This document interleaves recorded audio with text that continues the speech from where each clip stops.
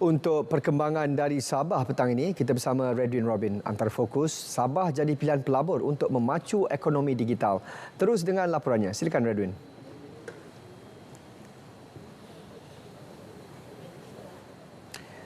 Baik Sahih, Sabah berpotensi besar menjadi pemacu ekonomi digital dalam negara. Ini kerana majoriti rakyat Sabah memperlihat kecenderungan yang tinggi dalam mengaplikasikan penggunaan digital sebagai kaedah pembayaran. Menurut Ketua Pegawai Eksekutif Kumpulan BUS, Seyanta Ebikon, prestasi ini menjadikan Sabah pilihan utama kepada banyak syarikat luar yang menawarkan perkhidmatan kewangan digital untuk datang memulakan perniagaan sekaligus melabur di Sabah. I think there is a big focus here as well on digitization, even at the state government level, a big focus on financial inclusion, a big focus on moving small businesses to cashless.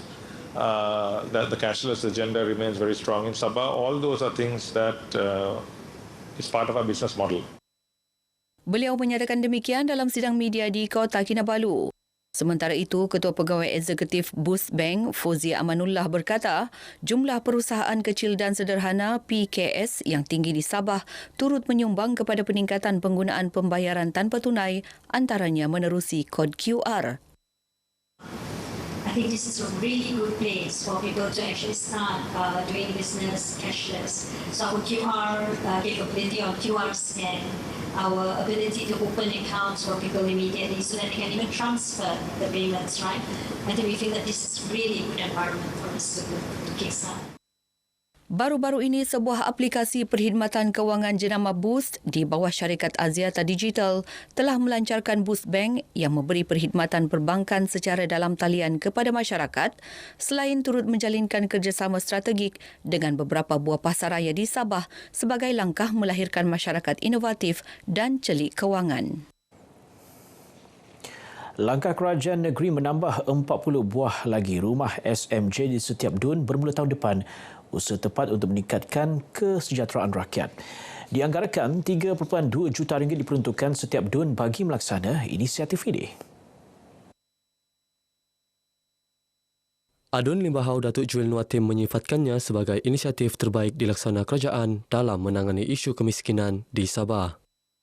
Jadi memandangkan mungkin ekonomi ataupun pendapatan negeri itu bertambah dan dia telah pun meningkatkan lagi untuk pembinaan rumah ini dan ia memakan belanja lebih kurang 3.2 juta setiap DUN itu untuk pembinaan rumah, dan ini adalah satu pencapaian ataupun satu komitmen kerajaan yang mana seluruh kabinet telah bersetuju, dan ini atas kehendak daripada Yang Amat Berhormat Ketua Menteri.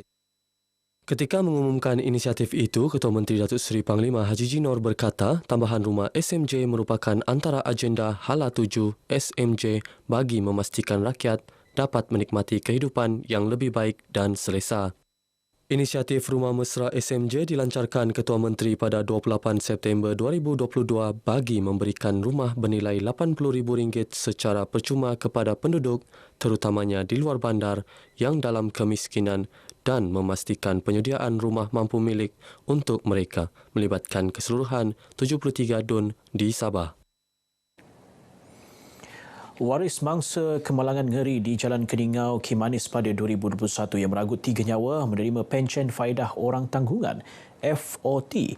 Pencen FOT dengan nilai bantuan tunai sebanyak 90% daripada gaji mangsa semasa hayatnya diserahkan kepada waris menerusi program ziarah prihatin Perkeso sempena Hari Perkeso ke-53 di Sabah.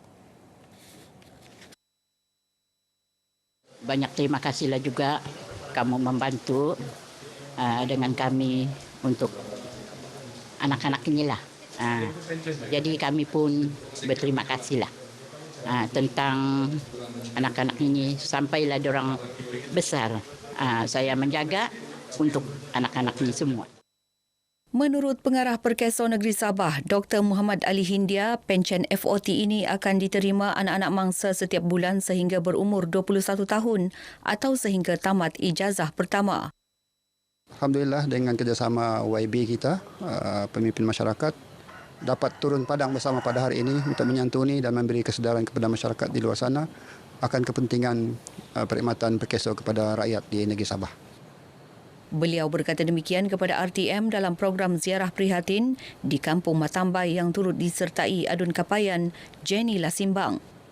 Dari segi penjagaan daripada kesihatan dan ngam jugalah sebab hari ini adalah hari untuk perkeso ulang tahun dan saya percaya kalau kita berterusan dalam kerja kita untuk membantu rakyat terutama mereka yang memerlukan kan kita boleh sampai ke tahap ini di mana setiap yang memerlukan terutama dengan keluarga B40 ini boleh dapat bantuan. Dalam ziarah sama, satu orang berinsurans OB lagi menerima faedah pensyen ilat perkeso dan ilaun layanan sentiasa ELS. OB berkenaan, Amy Jamai yang menghidap kanser tahap 4 menerima faedah sebanyak RM500 sebulan.